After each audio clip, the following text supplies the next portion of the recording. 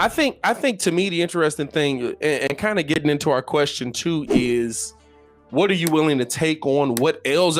Essentially, it's all L's for the Bears, except for the fact that you might be able to get Russell Wilson in there, right? So, what L's are you willing to take on? What L's are you willing to get hit with? That okay? What is too much to give up for Russell Wilson?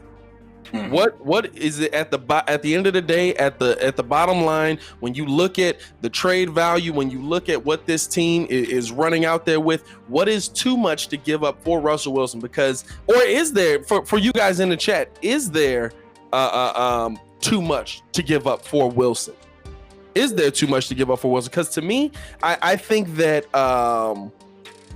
wait. You can't ask that question without putting out your proposed trade package, which I immediately shot down. You got proposed. To me, it's more of a question, or it's more of a statement of probably what they're going to ask for. It's not what I'm hoping for, but it's probably what we're going to see. You gotta let the nation know. So I said. Let me pull it up. Hold on. Give me a second. We're doing it live. Tell it to them like you told it to me, because I was like, heck no. So, let me see if I can find it here in the chat. Here it is. So, essentially, this is what I figure the Bears are going to have to give up. And this is just me saying, okay, they're going to try and get help on both sides of the ball. They're going to maximize what they can get for Russell Wilson. You already know that they're not going to just go out there and give you, oh, here it is. That's a nice deal you gave us there, right? The Bears get Russ. That's it. The Bears get Russ. That's it. Seattle asks for Khalil Mack, Cody Whitehair, because they're going to need help on both sides of the ball. Your 2021 first round pick, 2021 second round pick, 2022 first round pick, 2022 third round pick, and your 2023 first. Now listen. I'm gonna give up my defense and my entire future. But here's the thing. You have to ask yourself, what are you willing to give up money for? What are you willing to give up money for? Because Khalil Mack's a big chunk. Now he's a big factor on your defense, but he's a big chunk of your salary cap.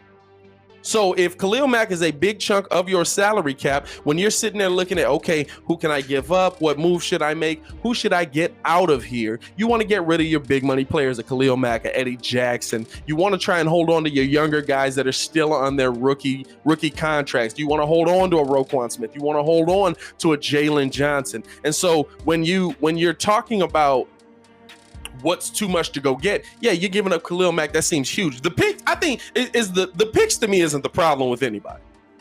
I think at this point, everybody's just like, yo, draft picks is draft picks. Ryan Pace ain't hit a first rounder yet. Go get a franchise quarterback, because clearly you're not going to find one. I think at this point, kind of everybody, even with Deshaun, is just like, you got to give up 5 first rounders for him? Ugh, that's a lot. Go get him. You know what I'm saying? Like, it seems, but to me, you have to, if you're going to do anything in this trade, clear up your own cap space, clear up your own cap money, and then see if you can get somebody else in there to make that happen for you on the offensive end, because we've invested so much into this defense, and you haven't invested that same amount of money, that same amount of that same amount of need into your offense. And you're wondering why you're sitting here. Now, the loss of Cody Whitehair, to me, it's a big loss, but you know they're going to ask for a lineman back. I would rather see Cody Whitehair go than James Denny. You know what? I listen, I hear you. I wouldn't give that much for Russ, because I'm gonna be honest with you, I wouldn't. At this rate, we see what Tom Brady's doing, but let's be honest, that's the anomaly. I really don't think you're going to see a whole lot. Is it though? Hey, look at Big Ben. Big Ben younger. But I think more so along the lines of just athletes that have been able to take care of their body. I mean, listen, if anything with Russ, if you're going to make that point, which listen, not a bad point to make. Not saying it's not a valid point. Baki in the lie, what's good, my boy? Not saying it's not a valid point. It's definitely a lot, but if you're going to make that point, you more so have to look at the fact that you're giving it up for a guy that's been sacked a ton in his career. And is it too much to give up for somebody that potentially their body could break down? But even with how much Russ was hit last season, he still broke Seattle's touchdown record. He still threw for a crazy amount of yards. DK Metcalf ends up breaking the receiving record. So, I mean, he's a guy that definitely puts you in a position you want to be in. This is not to take away from what he's done, because Russ, to me, is a stud. I've liked this game. I think he gets more hate just because of his personal life than what he does on the field, because on the field and in between those lines, on the gridiron, that dude is a monster. I don't care what nobody says, right? So the whole Sierra thing, he gets a lot of flack for that, and that whole future thing. He gets we hate him for a whole different reason than his ability on the actual field. And with that being said, listen, Deshaun Watson is, in my opinion, just as good and 7 years younger. But here's the difference to me. 7 years younger, faster. Well, here's the thing. My favorite part about this, we're having a conversation about guys that literally have not been put on the trade block. But absolutely, I know, right? I keep saying that to myself. I'm like, yo, we are having serious, deep conversations. We getting Photoshop pictures of guys in Bears jerseys that have yet to be put on the block. Now, for Seattle's purpose, no, he's good as gone.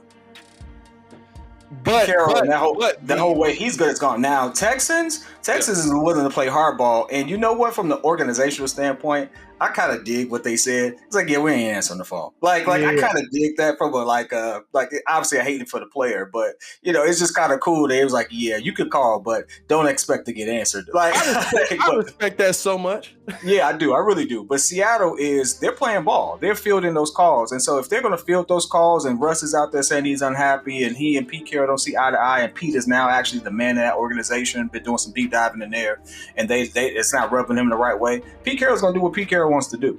And so he's, in his opinion, he made Russ and he's going to move Russ out. That's kind of... Is Pete Carroll taking a Belichickian approach to this? And it's wild that Bill Belichick has won so much. We've made him what would that be? Is that a verb? That's a verb. Whatever it is. We made Belichick a verb, essentially.